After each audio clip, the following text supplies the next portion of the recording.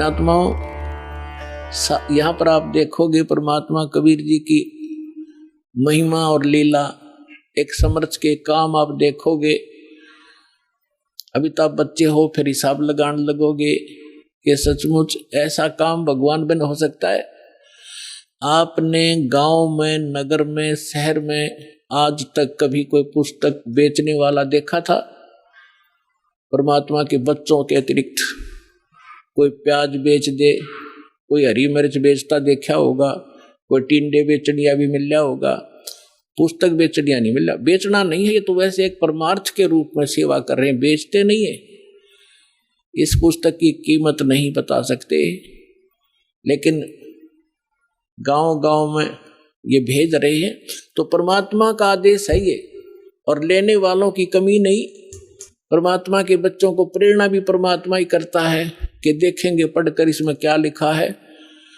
एक बार पढ़ ली तो फिर उसमें तो सब कुछ लिखा है, फिर तो सतलोक आश्रम बरवाला जिला इशारा कर रुकेगी वो आत्मा, जो पुस्तक न पढ़ लेगी तो ज्ञान गंगा ने। तो परमात्मा क्या बोला था उस समय 600 वर्ष पहले पुण्यात्माओं, उसका एक एक वचन 100 का 100 सत्य होगा, किसी डूम बाट के गीत नहीं, समर्थ का वचन है, जिसके एक वचन से सूर्य और पृथ्वी और सब ब्रह्मांड चल रहे हैं।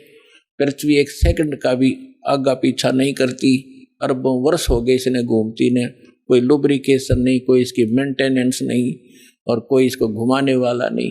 उस समर्थ के वचन से ये चल रहे सब ब्रह्मांड रुके हैं। उस ब्रह्मांड, उस समर्थ का ये वचन है कि घर घर देखो बोध विचारा। बोध माने ज्ञान, भक्ति मार्ग का घर घर में चर्चा चलेगी मेरे ज्ञान की, और सत नाम सब ठोर उचारा। ओए होए, सतनाम का सब घर घर देखो बोध विचारा। घर घर में परमात्मा की चर्चा चलेगी, बच्चा बच्चा उसके गुणगान करेगा, और सब जगह परमात्मा के सतनाम का, 2 अक्षर के नाम का जाप हुआ करेगा। अब देखो पुण्यात्मा, हलवा बनावे हम, और महक जाओ पड़ोसियां के भी, यानी उनको कितना अच्छा लगता है, उनको भी आनंद आता है उस हलवे की महक से, सुगंध से, जो गंध जाती है सुगंध। तो इसी प्रकार मंत्र करोगे जाप आप, और आनंद आओगा दूसरे साथ बैठे ने भी। अब वो लाभ तो नहीं ले सकता जो हलवा बनाने वाला, जो घर में हलवा बना रहा है, वो हलवा खाकर आनंद ले रहा है, और पड़ोसी ने केवल महक प्राप्त होगी, और वो भी अच्छी है। एक तो घर में दारू काट है, शराब बनाओ तो पड़ोसी का भी नशा हो, गुंडा लग गया, उसने छींक आवे। अरे घर में हलवा बने तो पड़ोसी तो अच्छी ही वो जाती है उसकी संदेश। तो इसी प्रकार जो सुमन करोगे, वो तो हलवा तो आप खाओगे, लेकिन उसकी महक पड़ोसी को भी आभास होगा उसको। तो इस प्रकार इस परमात्मा का मंत्र घर घर में चलेगा। कोई बस में बैठे जाते हो, ट्रेन में बैठे हो, कोई सिमरन कर रहा श्वास का, कोई कर रहा प्रथम मंत्र मन मन में, तो पास में बैठे यात्रियों के भी उसका प्रभाव पड़ेगा, और एक ना एक दिन उनके पाप नाश होंगे वो, और आत्मा जागेगी। इस प्रकार से परमात्मा ने पूरे विश्व को, अपने बच्चों को शरण में लेना ही लेना है। चाहे आज कोई हिंदू है, चाहे कोई मुसलमान है, चाहे सिख है या ईसाई है, हम बगैर ज्ञान के बढ़ते चले गए। अब हमें पता चलेगा आज मृत्यु होगी, हम हिंदू हैं, कल मृत्यु हो जाए, हम अमेरिका में पैदा हो गए, ईसाई का झंडा उठा लिया है, और फिर मृत्यु हो गई, हम मुसलमान का, फिर मुसलमान का झंडा उठा लिया। हम हैं कौन, हम आए कहाँ से हैं, मनुष्य जीवन का उद्देश्य क्या है, तो ये इस तत्व ज्ञान से पता चलेगा। फिर क्या बताया परमात्मा ने कि कलयुग बीते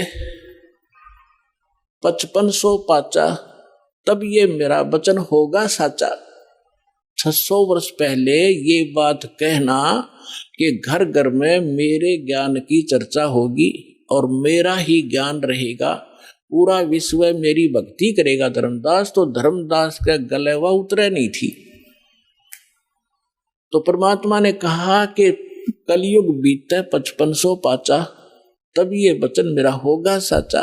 कलयुग बीत जावे जब एता, और सभी जीव परम पुरुष पद चेता। ओए होए होए, आप पुण्यात्मा जो इस ज्ञान से परिचित हो चुके हो उनका तो यह बात बिल्कुल समझ में आएगी 100% तुरंत। आप क्या देख रहे हो, आज से पहले आपने ज्ञान गंगा सुनने से पहले परम पुरुष का ज्ञान नहीं था, आपने केवल अपने ही देवी देवताओं का ज्ञान था और स्वर्ग लोक तक हम उत्तम स्थान मान्या करते। एक ये राधा स्वामी पंथ है जो गुरु नानक देव जी के और कबीर जी की वाणी को पढ़ पढ़ा के कहीं की ईंट कहीं का रोड़ा जचा के ये सतलोक सचखंड और सतनाम ये बताने लगे थे। इन्हें कख नहीं पता, कैख है भी नहीं पता भक्ति मार्ग। ये क्या बताते हैं, सतलोक में परमात्मा निराकार है, चेतन ही चेतन है, प्रकाश ही प्रकाश है। और फिर सतलोक का कैसा है, सतनाम क्या है, सारनाम क्या है, सार शब्द क्या है, सतलोक क्या है, सतपुरुष क्या है।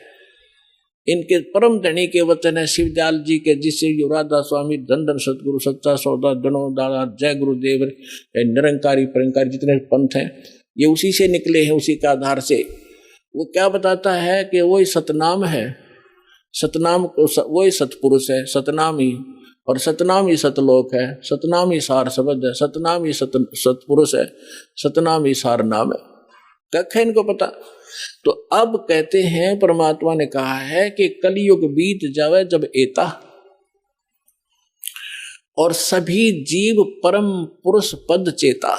ओए है परम पुरुष, गीता जी अध्याय नंबर 15 के श्लोक नंबर 16 और 17 में 3 पुरुष हैं।